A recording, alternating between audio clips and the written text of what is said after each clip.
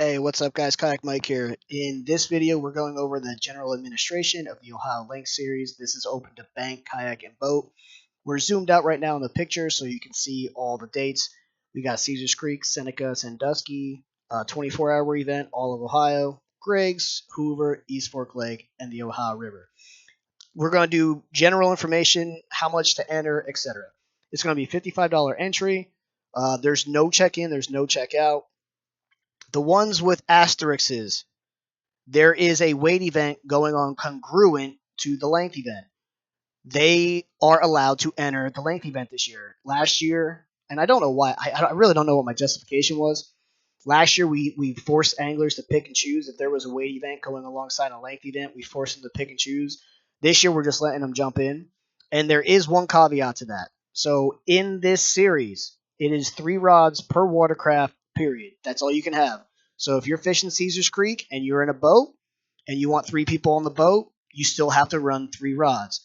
The only exception to that is when there is a weight event tied to it. Seneca, Griggs, Hoover. When there is a weight event tied to it at the same exact time as a length event, if you want to double dip weight and length, you can run your 6 rods. Those 3 tournaments is a 6 rod max. And the reason I'm allowing this, one, for numbers, like Griggs, for example, last year, we would have had, I think, 5 or 6 more competitors signed up if we allowed it. We kind of forced them to pick and choose, and we lost a lot of anglers because the boat tournament had more people show up. So I don't want that to happen again. And 2, there's just not enough proof out there that 6 rods in Ohio actually helps you over 3. There's just not. Like, I have thousands of data points,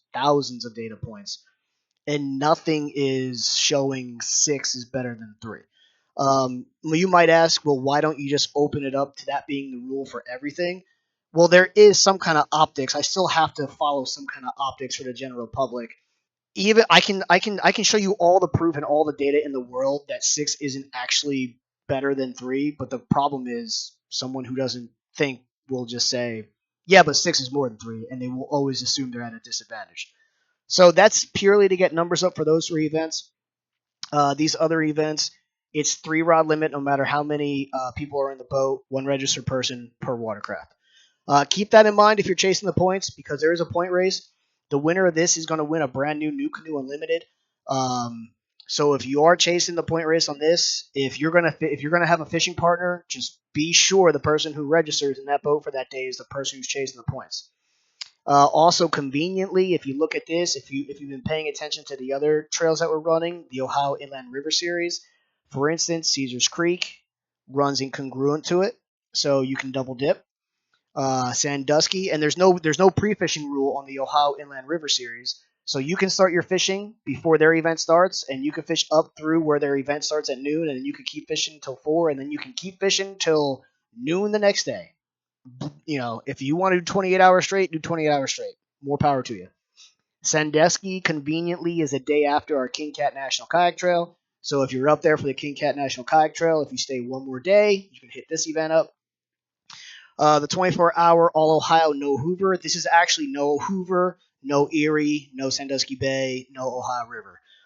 That is inland Ohio only. Anywhere in the state of Ohio. Does not matter. That does not have the same borders as Ohio Inland River Series, but again, if you want double dip, there is an Ohio Inland River Series tournament going on that day. Same thing with East Fork. East Fork is within the boundaries of the Ohio Inland River Series. You can double dip if you would like to. And then the Ohio River, November 8th, that's just its own standalone event. That's not tied to anything. So I made our schedule in a way it doesn't conflict with any other Ohio trail. And if it does, you have the opportunity to double dip. Therefore, you are not forced to fish one or the other. You still technically have the option to fish this and that one. Also, with us ending at 4 p.m., so example, Caesars Creek, let's say I wanted to fish the Great Miami for the majority of Ohio Inland River Series. I could fish the Caesars Creek event, 7 a.m. to 4 p.m., load up, go to the Great Miami, fish the Great Miami for the remainder of the Ohio Inland River Series. So that's essentially the schedule. And we are giving out the winner of this trail will win a brand new canoe unlimited from Raccoon Creek Outfitters.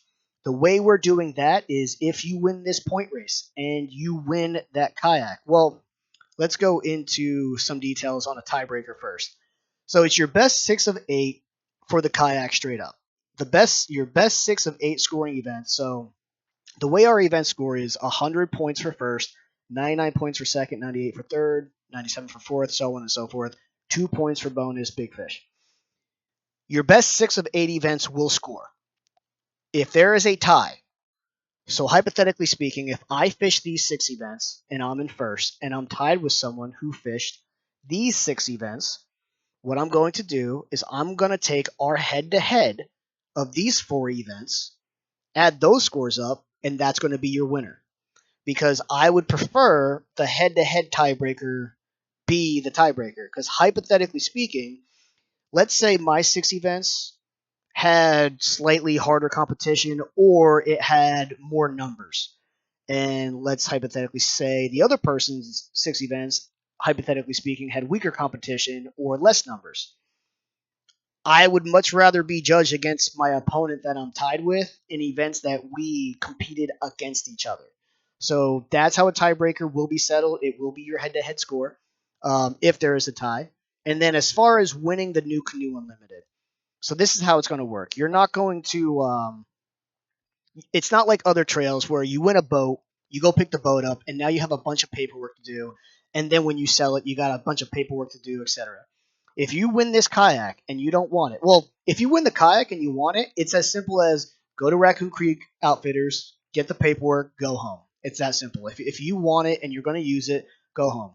We ask you to be honest and tell us if you're going to use it or not. Because if you're not going to use it, we're going to ask you to sell it to the next person in the point race for $1,000. If they don't want it, go to third. If that person doesn't want it, go to fourth. If that person doesn't want it, go to fifth. And if nobody ends up wanting it through the whole entire point race, then you can hit the open market. Because we really want these kayaks to stay in the family. But since you're the point race winner, we also want you to get your money's worth. And I think $1,000 is more than fair because a brand new Canoe Unlimited I think is like $1,600 or $1,700. You can get a used one in the $1,000 to $1,200 range. So asking you to sell it for $1,000 isn't unreasonable, and $1,000 for a point race for an Ohio trail, just for a local Ohio trail, I think that's a pretty solid payout. So that's the Ohio Length Series general admission video. Any questions? Hit Kayak Mike up on Facebook. And yeah, shout out Cat Yackers. Shout out Austin Harding. He's helping me put this on. And giant shout out to Raccoon Creek Outfitters because we're giving away 5 free kayaks this year. Kayak Mike out of here.